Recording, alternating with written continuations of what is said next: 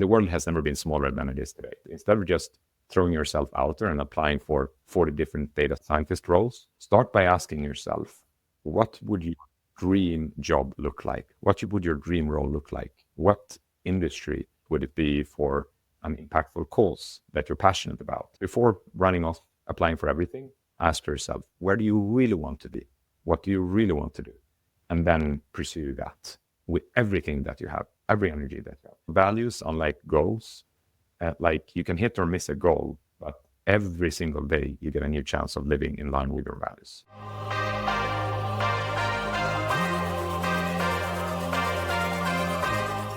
We are live on the Objective Hiring Show. Today I'm joined by Johan. Johan, thank you so much for joining us today. Thank you for having me. It's a pleasure to be here. It is absolutely our pleasure. I'm really pumped to speak to you in one of our first shows of 2025. And the place I'd like to start is kind of in the theme of probably everyone's favorite topic at the moment. That is those two little letters AI, and the fact they seem to be changing almost everything about the world as we know it. And what I'd love to get is your thoughts firstly on like the impact it's having on the scope of data roles that you see. So what is it meaning for a day-to-day data analyst or insights analyst? How is that changing? And then is that almost impacting your view of recruiting these roles? What are your thoughts there? No, it's a good sort of anticipated question this day and age. And when it comes to AI, I think no one can predict what the future will look like. But what we can do here and now is to learn and experiment. And I think every analyst needs to do that a lot by in what way AI impacts their workflows. And I see AI being a great scripting companion, coding companion. I see AI being great in generating dummy data if we want to prototype or pilot something.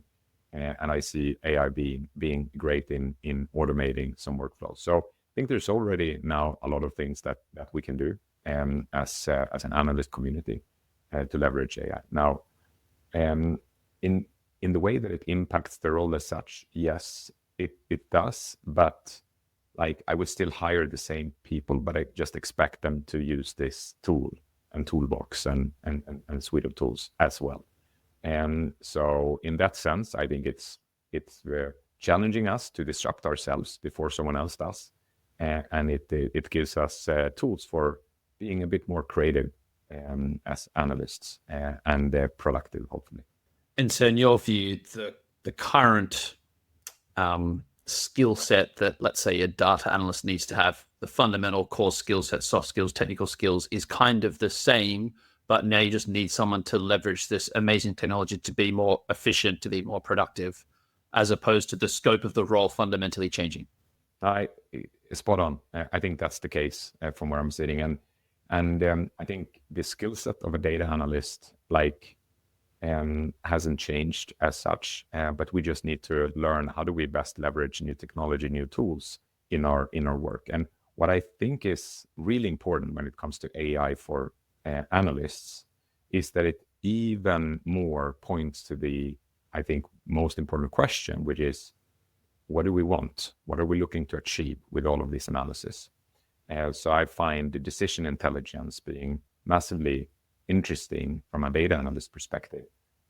Someone said any organization's success depends on two things, luck and decisions.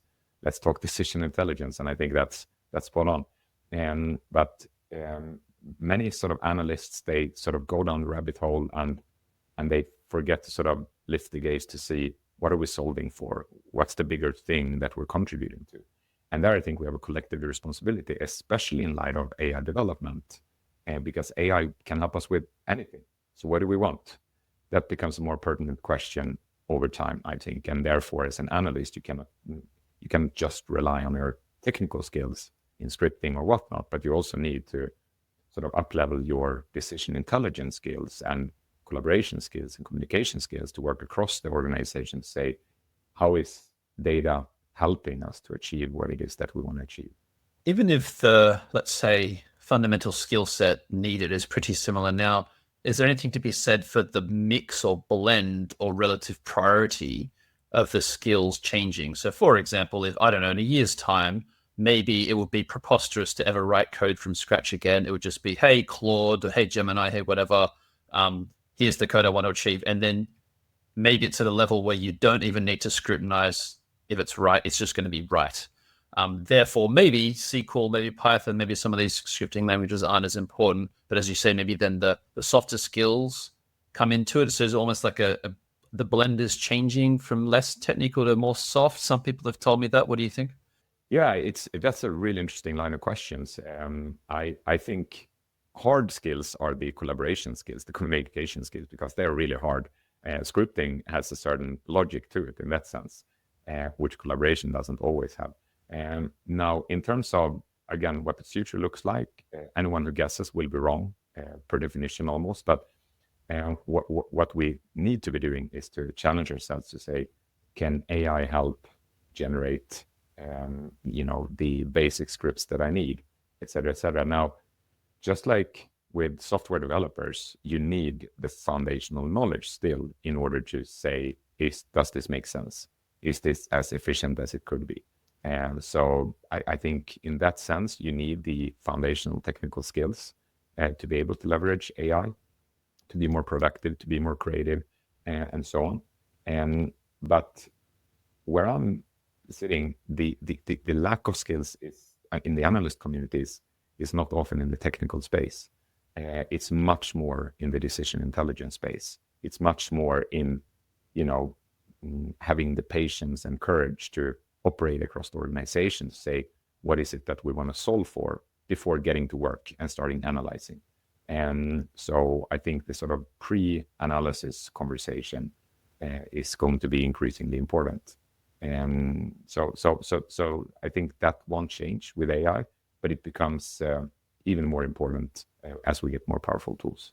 To completely contradict what I just proposed a minute ago, another thought I'd had was that if anything, maybe the technical component of the skill set might become more important, because if you really know, and you're on top of the large language models, you know them well, and you can program and call an API, suddenly maybe that's like a multiplicative, explosive skill set that is amazingly powerful in a way that it wasn't as powerful 2 years ago before you had the AI models in place, because you can really use them like a programmer would. Yeah, I think when it comes to skills development, I think that just as before AI, technical skills and collaboration, communication, etc. skills are both very important as for an analyst. They will both remain very important for an analyst. The nature of those technical skills will evolve as we more look at modeling and so on and so forth. Just as the nature of the collaboration skills will evolve as we're looking at more hybrid work environments, et cetera, et cetera. So I think they remain equally important, but they just shift in nature, which is why I think the only long-term sustainable strategy for any analyst is to sort of recognize that the world keeps changing. So lifelong learning will be the only long-term sustainable strategy. There isn't a plan B in that sense. So we need to challenge ourselves. Hey, am I really leveraging all the new tools, all the new technology in the way that I'm working? And just as we need to challenge ourselves and say, what are the 3 most important decisions our organization needs to make in the coming 6 months? And how can I help make better decisions out of those? And because if I were to ask any management team, what are your 3 most important decisions in the coming 6 months? They would probably all say quite different things, or not know, or at least not have it top of mind. So I think there's a sort of advocacy work that the analyst community needs to do in order to surface decision intelligence in the light of AI in particular. If we have this new groundbreaking tool that's changing very rapidly, is obviously extraordinarily valuable, and as you say, you need to have this kind of growth mindset, lifelong learning mindset. Is there something to be said then for needing to have some way to almost like measure adaptability of a candidate? So I'm thinking of one of my favorite books, which I can just make out on the shelf over there, Atomic Habits. It's all about like changing your behaviors. And it's sometimes very hard because things are changing so quickly. You have to make like a conscious effort. Should we be almost trying to measure someone's adaptability to change? Yeah, maybe. I think it's hard to measure someone's adaptability to change. in a sort of significant way. And that said, instead of measuring adaptability to change, I think we need to have very clear values and norms that governs the organization around that. We expect curiosity, we expect learning, we expect experimentation. That should be as natural as anything else that you do. And sometimes I get the question, like, how do you create this sort of culture of learning? Well, it's like everything else that you want to create a culture around, because culture is just a receipt of repeated action. So how do you create a culture of learning? Well, learn. How do you create an innovation culture? Innovate. Like, innovate for 2 years and then ask yourself to have an innovation culture. Well, for sure you will have. So I think there's no shortcut around prioritizing learning. There's no shortcut around prioritizing spending a bit more time to experiment with a new way of working. That will take longer time versus your old way of working in the beginning because it's new. And so we need to invest time and energy in learning and innovation. I would almost say, like, 20% of your time should be invested in learning new things and innovating, just as a sort of starting point. So 1 day per week, because the world is changing so fast. So if you don't invest that, you're risk getting left behind, or at least not performing at the peak of your abilities. One thing I'd heard a couple of companies doing recently was that they basically said to and these are substantial businesses, like several thousand people and above, they'd said to their entire company, stop working, don't do anything, just learn. For one of them was just adopt Claude in your day-to-day life. Another one was just adopt ChatGPT. Another one was Gemini. And so they thought that's like, well, people just need some time, some headspace to get their heads around what they do day to day. And like, maybe they can see, like, these 3 things could easily be automated away. I can do this thing better or whatever. And so carving out that time explicitly open up the opportunity, which is an interesting way to do it. Is almost like counter to the normal narrative of find a problem and then choose the right solution. This was, we have the general solution, now we're looking for problems that we can solve with it. So I found that quite interesting. What do you think of that approach? Yeah, I think whatever approach you take to learning and innovation, I think there's a couple of things that are important. So number one, it's going to be a marathon, not a sprint. And so if someone says, hey, this quarter we're going to have a learning week, it's like, yeah, but then what? Like, a learning week, yeah, it will get you off the ground in some areas, but what does the marathon strategy look like for learning? That's my question to any leader or any analyst leader or any analyst out there as well. And so I think that's really important to design for a marathon, not a sprint. And I think the second thing that is important is to also recognize the research around how do we change behaviors. And there are plenty of really strong meta studies around behavioral change out there that we can operationalize in the way that we, for example, adopt generative AI in the work of an analyst.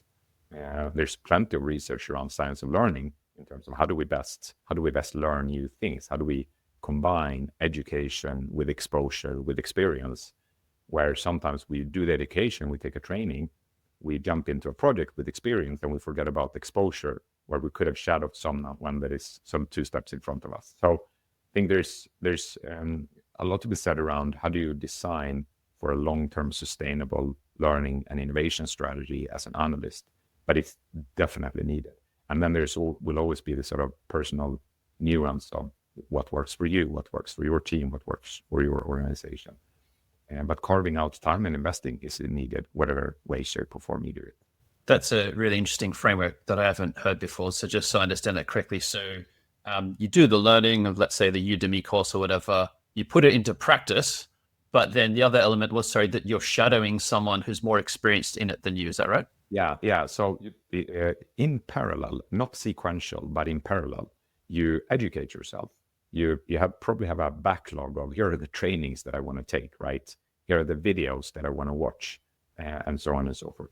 And then you have exposure, which is, what are the people that are stronger than you in specific areas that you're shadowing, that you're learning from, mentors or whatever you want to call them. And that's the exposure leg. And then experience, that is, in which project that you're working on will you start to sort of adopt some of the new way of working or some of the tools, some of the technologies, etc. So triple E framework of education, exposure, and experience. I'm wondering now if someone didn't necessarily have someone in their network for the exposure bit, could a well-crafted AI prompt provide a second, like a second prize effort, like, hey, ChatGPT, hey, Gemini, you are XYZ, can you help me with this? Yeah, no, I definitely think that you can create an AI companion to help you along the way, but I would still like to get the exposure from real people, especially in this emerging field. So, and if someone doesn't feel that they have someone in their network, my question back would be, who have you asked, right? Because the way I go about it is that maybe I read a book that someone wrote, or maybe I saw someone in an online event or something that is a global thought leader in a space. Like I sort of reach out and I say, hey, would you mind doing a digital coffee for 30 minutes? Because I'm keen to understand what are your learnings in the space. And I, I, I try to do one of those every week. Every week I try to do a digital coffee with someone that I haven't met before, but that knows a lot about something that I want to learn more about. And that's super rewarding also because, relationships, meeting people, it's awesome. But the learning benefit, the learning experience of getting that exposure to someone that's been working perhaps on training and fine tuning a machine learning model many, many times locally and, in different settings, and finding out what are your learnings and insights. That's a great approach. Have you ever considered putting that into a podcast? I mean, rather than just the one-on-one coffee. Yeah, that's a really good idea, actually. That's a really sort of good idea of how do we become generous with the knowledge, with the interactions that we're having. Let me get back to you on that one for sure. I imagine it would change the dynamics, but you'd be in a really interesting position to almost A/B test it. Yeah, yeah, and the benefit of keeping it private though is that when it's true exposure, then you would look at code together, or you would look at sort of internal tools together, et cetera, et cetera. So that piece would of course need to be amended, which can be done for sure, to fit a more public format. But I love sort of just meeting someone, asking, what are you working on? How are you working on it? What have you learned so far? What are your insights, et cetera, et cetera. So that is something I can recommend everyone to do. Maybe start by a monthly lunch. I'd say every month have lunch with someone who knows a lot about something, and talk to them about that. And then you can amend it from there. And it sounds like the people you've been reaching out to are very receptive to these conversations. What do you think it is about the way you're approaching it that makes them so open to having a coffee with you and chatting through it? It's a good question, and I think in general there are quite few people who reaches out in it from a learning perspective. There are many people who reaches out because they want to sell you something, and there are many people who reaches out because they want to find a job in the organization which you work. 100%. But people reaching out just to learn, that's it creates a different dynamic, I think, with that framing and with that positioning. And sometimes it may be a bit flattering to hear that someone wants to learn from me. Absolutely. But then I think the positioning of it, hey, this field is so interesting. I'm exploring it. I want to learn together by understanding, what you're working on, what you've learned, and I'll share what I'm working on and what I've learned. It becomes sort of like a two-way street. So that works.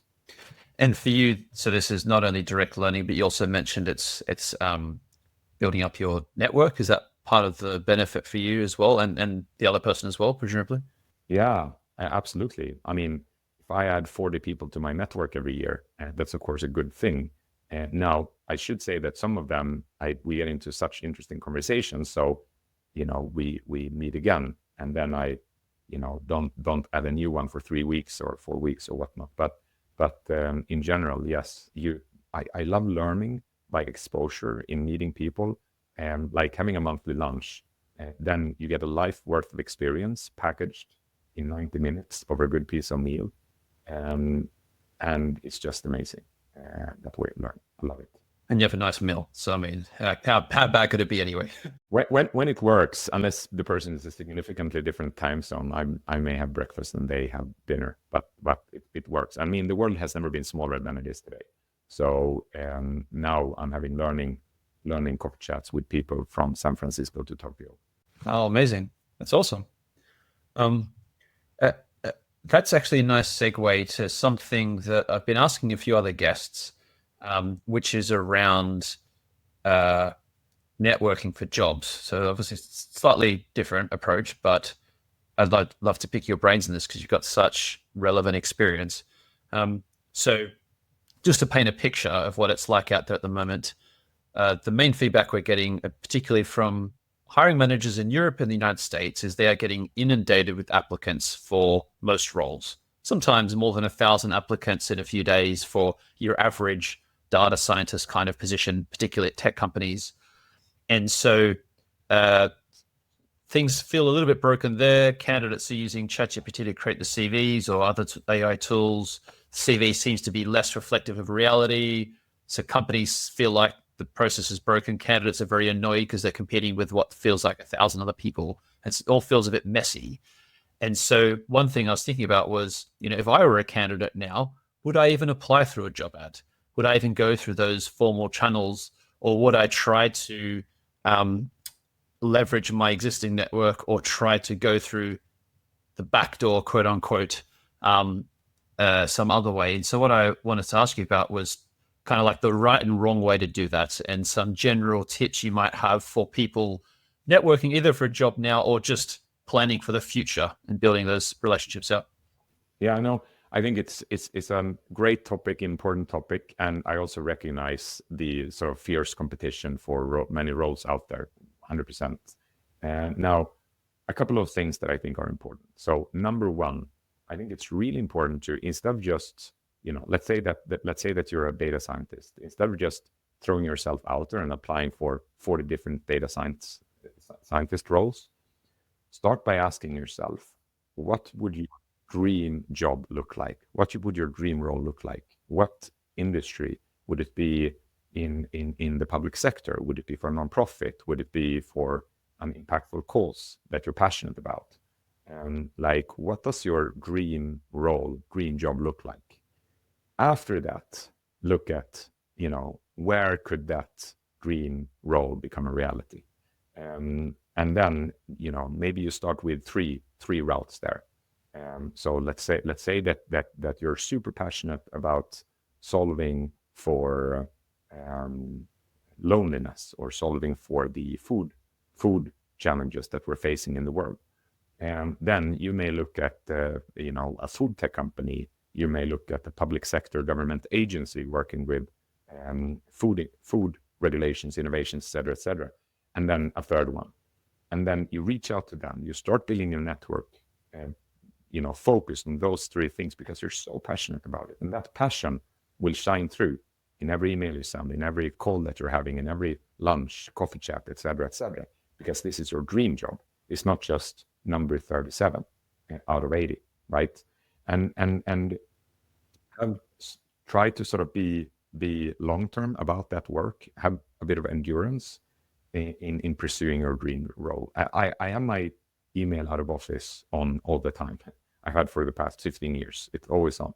And it says two things. First, it says my job isn't only answering emails, so call me if there's anything urgent. But then it says, I hope you are where you want to be and do what you want to do. If not, change it and let me know if I can help. And that I genuinely believe in, because when people are where they really want to be, doing what they really want to do, they will be at their best. They will be at their peak. So before running off applying for everything, ask yourself, where do you really want to be? What do you really want to do? And then pursue that with everything that you have, every energy that you have. So I think that's one thing that is probably the most important thing. And I put together a small site, yourvalues.org, to try to sort of just anchor in what values do you have that govern what it is that you want to do. Because then you will build your house on a steady ground, and that serves as a good compass in this. So I think there's something there. And then I think when it comes to sort of backdoors versus applying for formal roles, etc., that becomes almost secondary, because if you have identified those three places, maybe there is an open role that is a good fit in one of them.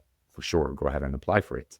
Maybe there isn't an open role in one of them, then start by getting to know people in that organization, having conversations about what their most urgent needs are, and then see how can you help solve some of their biggest problems. And then you can go to any senior exec in that organization and say, hey, I want to help you solve this problem. Here is my plan for how to do it. Should we talk about how we can put that in practice? And then maybe it starts as a consulting gig because, they don't have headcount to hire at the moment. And then over time, it turns into something. So focus on what you really want to do. I think that's the name of the game. I would advise, at least. That's such a great articulation. And straight away, when you were describing that, I was thinking of a book that I read years and years ago, the details of which I can't remember, except the title did stick with me very well, which was Dig Your Well Before You're Thirsty, with, I think, the before underlined on it. And so with this approach you've laid out, this is a very deliberate, forward-thinking, targeted approach, which, of course, if someone is in a state of desperation, you suddenly lack that leverage. You can't probably have those nuanced, careful conversations. You kind of need a job. So I guess if you can all help it, trying not to get into that situation in the first place by planning ahead is going to pay dividends, I guess. Yeah, 100%. And I think it's important that whether you're quite new on the job as an analyst or whether you've been working for the past 15 years as an analyst, you should always have a list somewhere in terms of, if you wouldn't be where you are now doing what you do, where would you most like to be? And that list you should create and have, sustained over time. And then make sure that you have contacts with those places where you would be if you wouldn't be where you are now. Because otherwise, what may happen, let's say, for example, you work in a big organization, you get impacted by a reorganization, you get laid off, for example.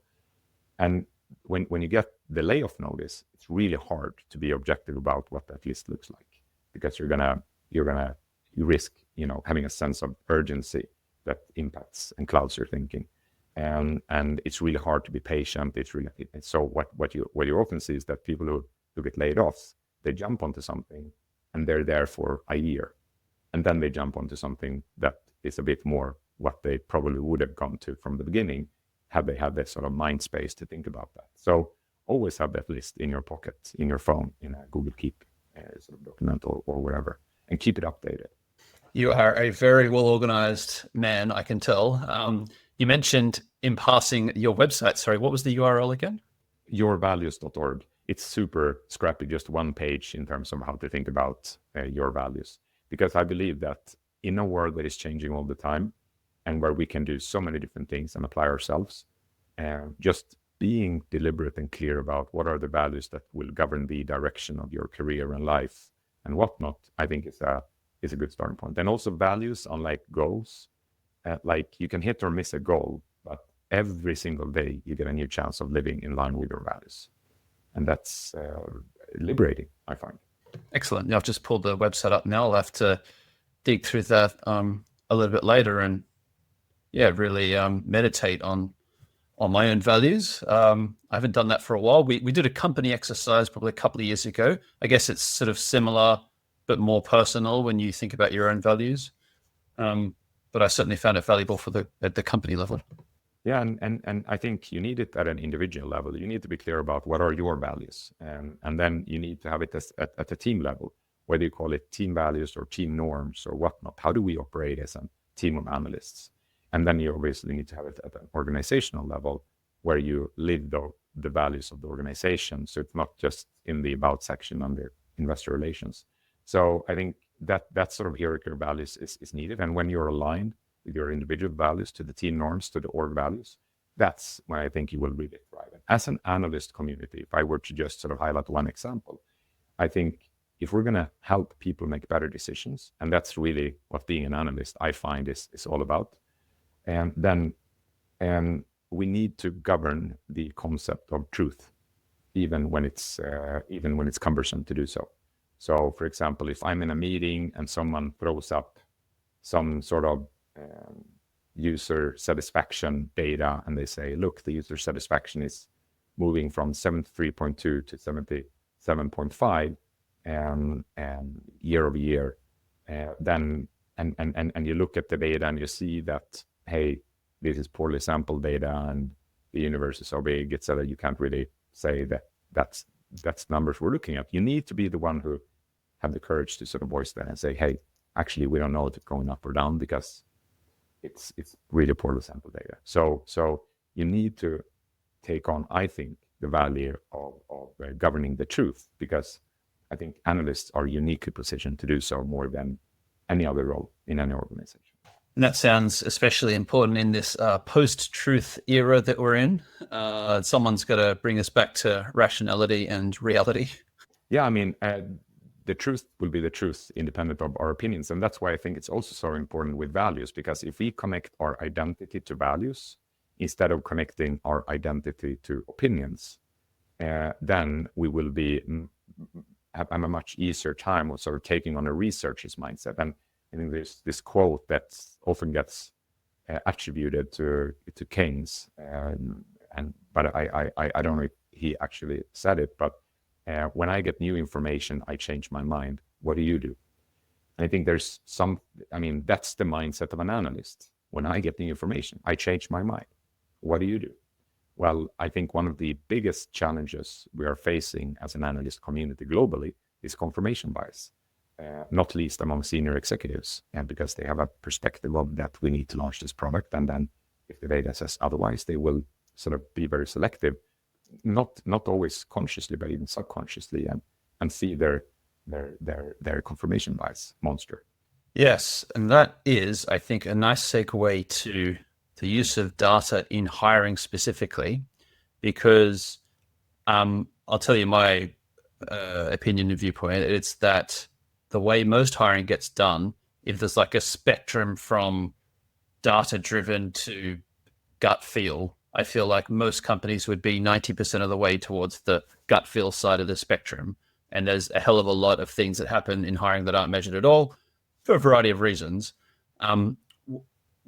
Where do you sit on that? What do you feel about gut feeling versus data-driven hiring? Do you think we should do more? Is there a value in the gut feeling? Like, I'd love to get your overall thoughts on this.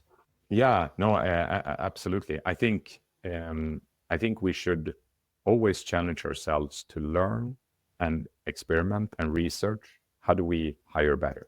Absolutely. But there's a couple of I think, important points here in terms of striving for perfection versus striving for something that is better than the current way of doing it. So I think the first question is, what do you optimize for? Like, how do you know if you had a good hire?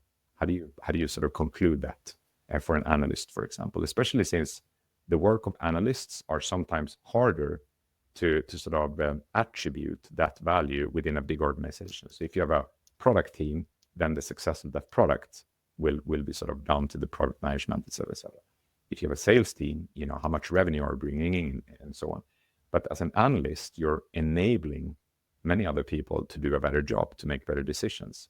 So since it's so coupled with other people's performance, it's harder from an attribution perspective to say, what is the unique value of this data scientist? What is the unique value of that data scientist, this analyst, and so on and so forth. So I think that's a major challenge. I think we're facing an attribution challenge of value added.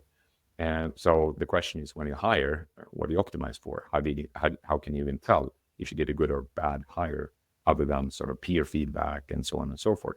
So that's hard. And now that said, there are things that we can do to sort of even the playing field for all candidates, by being more inclusive and so on. And so one example is just having diverse interview panels, and making sure that it's not just 3 people from the same team with the same profile doing the interviews, but having a diverse set of people interviewing. So we would have at least 3 people from different functions with different perspectives, not backgrounds, et cetera, interviewing. That's one thing that helps. Another thing is to make sure that you have the same questions across all candidates. Just a sort of simple thing, because otherwise what you risk doing is that you risk sort of asking harder questions to candidates that you intuitively feel good about, and then they get to perform really well in interview, whilst other candidates get lighter questions, and you're like, yeah, the answer was okay. I mean, so I think it's really important to sort of adopt some of those best practices when it comes to, even leveling the playing field for all candidates, and then, from a more long-term perspective, also doing the research and maybe partnering with academia on this as well, to say, how can we over time improve our recruiting process? The final thing I say probably about that is that one thing that I sometimes struggle with is when people are looking for exactly the same capabilities that they already have in-house. So, for example, you would see the ad where it says, lately I've been looking at some of the ads within the public sector just to understand how they think about this. And basically using, now you need to have experience from the public sector and you need to know this regulation and so on and so forth. And I ask myself the question, why do you need one more when you already have them? So instead of thinking about cultural fit, I try to think about cultural add. What is the cultural add that this person will bring from a diversity perspective to our team? And if they don't bring any cultural add, am I hiring merely for capacity and not capability? And because if I'm hiring merely for capacity, should I even be hiring, or should I bring in a consultant, or should I bring in, an automation specialist to try to drive productivity within existing capabilities? So cultural add, I think, is really important to think about when thinking about how do we hire inclusively. So you mentioned cultural fit, or let's say a slightly more developed, nuanced version of cultural add. Have you seen any attempts to measure that? Because I've just seen so many examples of cultural fit being used as, I call it like the Joker card of hiring, whereas basically you don't like the person. You need to come up with some reason to not hire them for whatever reason. It could be a bias. It could be they didn't shake your hand properly. It could be you felt they were waffling on, I don't know, some reason. So like, oh, well, they're not the right cultural fit. And for years, I feel like it was just this trump card, this Joker card played when you just didn't like the person. And so I have this quite negative bias against the concept. Have you seen where it works well? Have you seen, any attempts to measure it to make it a little bit more kind of objective? Yeah, no, it's a good question. I mean, I'm not a fan of cultural fit. I'm a fan of cultural add, thinking about what diversity will this person add to the team. So, for example, if we talk about measurement, it's really hard to try to make this measurement complex. But if we just take one easy example, if we have 7 analysts with roughly the same industrial background in tech, and then I interview a corporate finance analyst, then just from that pure background, the corporate finance analyst will bring diversity to the team. And there's no single organization or nation or nonprofit of whatnot that doesn't depend on sort of a financially sustainable way of working. So someone with a corporate finance background will always add some value in that regards. So just looking at the background of what sort of industries the person has been working at, you can immediately spot where will it be a cultural fit versus where will it be just one more person with roughly the same experience and so on and so forth. And I think it's important to recognize as well is that diversity is the right strategy for the business in the long term, but it sometimes costs a bit more in the short term. It costs a bit more to be patient, to fill up your recruiting pipeline with diverse candidates instead of just going for the first 5 who applied. It costs a bit more to sort of onboard someone who comes from a different industry, for example, than to onboard someone who has been working, for example, in tech all the time. So the sort of initial cost is probably quite often a bit higher, but the mid and long-term reward is significantly bigger because of that diversity they bring in and the ability to make great analysis, enabling better decision making. Someone I was speaking to recently described it as they thought that by having this diversity of mindset, let's say that comes, or diversity of thought, which comes from diversity of background, that decision making might be a little bit slower because there's maybe more diverse views and opinions and something, but ultimately you're more likely to get to the right outcome. Would you agree with that in your experience?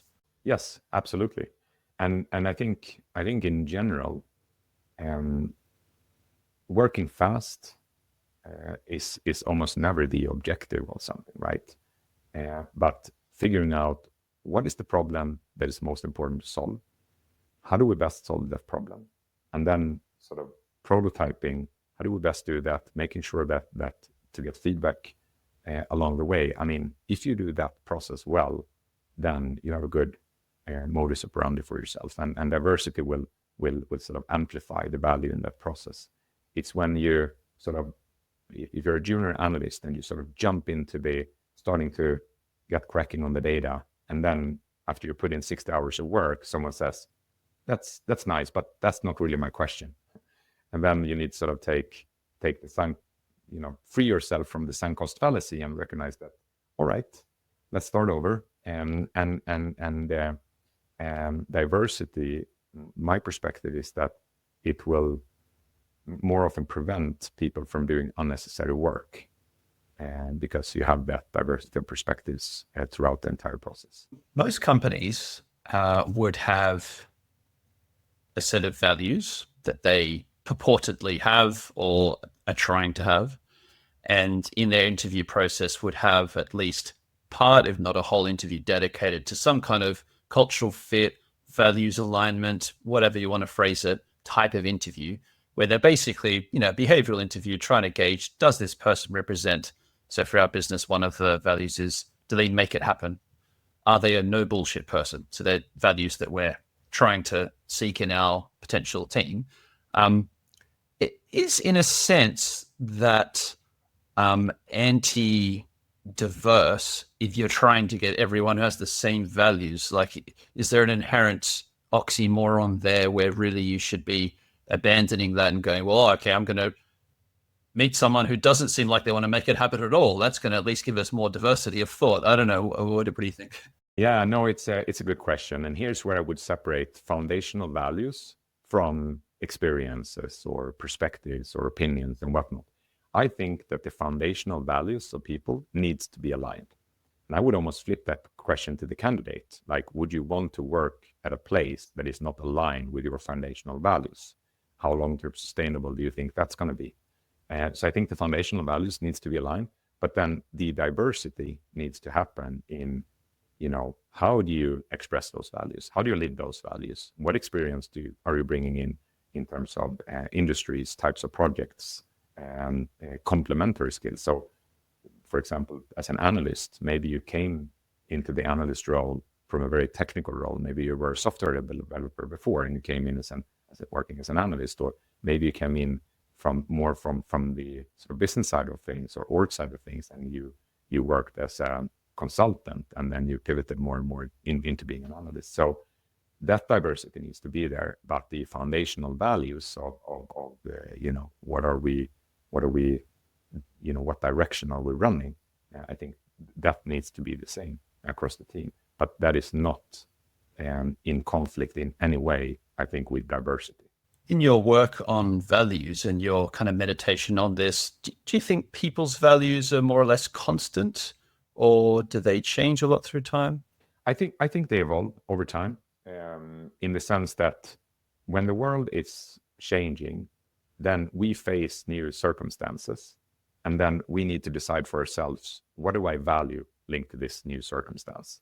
And then you may add a value that wasn't as important for you to articulate before, but that is now important. So for example, now in the analyst community, I think it's really important to govern the concept of truth, for example, as a value. That has, of course, always been important, but it's becoming increasingly important, because if you look back many years, a huge part of information in the world were fact-based, in the sense that we had libraries and not computers and so on and so forth. Now, if you look at the ratio of fact-based to opinion-based information being generated every day, it's a tad different scenario that we're facing, which is why I think governing the concept of truth becomes an increasingly important value. Whilst other values are timeless, in the sense that building meaningful relationships between people has always been, will always be super important as a value, I think. And then some values are more universal, of course, than others. But some values are also very specific to our situation. What I've think is one of humankind's biggest challenges in the coming, 20 years, is to figure out that sort of AI alignment challenge of how do we align AI to human values in a world where people around the world seems to have quite different values depending on where you look. I mean, if we asked AI to take a snapshot of the world today and say more of this, is that really what we want, right? In that sense of 27% of people living in a liberal democracy and so on and so forth, like, do we want to amplify a snapshot of the current world, or do we want to facilitate conversations amongst people around the world to agree more on which direction do we want to run in? I mean, we don't even have a reasonable KPI replacing GDP as a measure of growth of society. So I think as an analyst community, we need to help politicians, leaders, company leaders, et cetera, figure out how do we articulate better the direction we want to take society and the world. And that's a big job that requires a lot of analysts. Yes, we better decide that before the AI decides what direction they want to take humans instead. Exactly. Spot on. Johan, if you could ask our next guest any one question, what question would that be? That's a tough one. If I'm going to ask the question linked to recruiting, I would probably ask, what are you optimizing for? If I'm going to ask the question more linked to society, I would ask, what do you want? Like, what do you want? And like, what do you want to get out of life, society, etc. Personally, my macro KPI that I'm optimizing or trying to optimize my life for is sustainable well-being. So I think that sustainable well-being is a reasonable replacement of GDP when looking at societal progress and individual progress. And sustainable well-being, could be a combinatory index of physical, mental, social, planetary, et cetera, well-being. But that's the discussion I would have with the next guest. Like, you're an analyst or analyst leader or whatnot. What do you want to optimize society for? What do you want to optimize the recruiting process for? I find that super fascinating. Awesome. I don't think we've had either of those questions proposed, so I'm looking forward to asking those to the next one or two guests and seeing what their response is. Fascinated to hear both of those answers. Yeah, me as well. Looking forward to it. Yeah, I'll share them with you. Actually, can we just unpack just briefly a little bit more there? Your KPI for yourself, because that's really interesting. What prompted you to come up with that, and why did you settle on that one? Yeah, it's a good question. I've been working on it for many years. I've been training people on sort of personal leadership, self-leadership, et cetera, and always wrestled with this type of question. And at the end of the day, when you think about it, because there's alternative KPI or competing KPIs, if you think about the happiness index that some countries are looking at, et cetera. But for me, well-being is much more sort of sustainable in the sense that happiness can go up and down. If a close friend of mine dies, I don't want to be happy, right? But I want to be well enough to mourn that person properly and go through that process with everything that it entails, right? And if I have a strong sense of well-being, I will be able to do so. If I lack well-being, then I will struggle with that mourning process. So I've been sort of pressure testing different type of KPIs, looking into societal progress index, development index, et cetera, and they're all great in their own regards. But if you want to bring it down to the individual as well, sustainable well-being is what I find so far to be the best one. Now, I'm still a believer that life is one big prototype, and we'll see how it goes, and we'll all learn it together. And if there's new information, I'll change my mind. But for now, sustainable well-being composed of physical well-being, making sure that you eat well, move around, sleep well, etc. Mental well-being in terms of over-indexing on health factors, reducing risk factors, social well-being. I think if I could only solve one problem in the world, it would be loneliness, because that's the precursor for so many other challenges that we're seeing. And then finally, planetary well-being, and making sure that we don't sort of be well on all the other parameters at the expense of the sustainability of humankind. So pressure testing, looking at options. That's how I arrived at sustainable well-being being my macro KPI. And do you currently measure some of those bits? I do. I have regular weekly check-ins with myself, actually, every Sunday at 10 p.m. Where I check, what's my well-being at the moment, and I look across the different areas, and I ask myself, where's the weakest link in the chain at the moment? So, for example, for the past year, I've been over-indexing on social well-being a lot. So, really prioritizing, spending lots of time with friends, family, meaningful experiences, deepening relationships, getting new relationships, etc., etc. That sort of weekly habit of sense checking, where am I exposed at the moment from a well-being perspective, I find helpful. But I mean, every person needs to figure out what works for you. Well, yeah, you've certainly inspired me to continue going down a path that I was tossing around in my head recently this week. And so, yeah, I've now got some ideas. So thanks for that. And I feel smarter speaking to you today. I think you've given us so many insights, so much wisdom that I think everyone who's listening is going to be better off for it. So, Johan, thank you so much for joining us today. Yeah, and thank you for having me. And I for everyone listening, I hope you are where you want to be and do what you want to do. If not, change it. And let me know if I can help. When that email out of office went out one time, I got the reply from a partner of ours, and she wrote, like, I got so inspired by the email out of office, I just resigned. And I was like, oh, I hope that was a bit thought through as well, not just the email out of office. But that sort of sums it up, I think. So think about where you want to be and do what you want to do.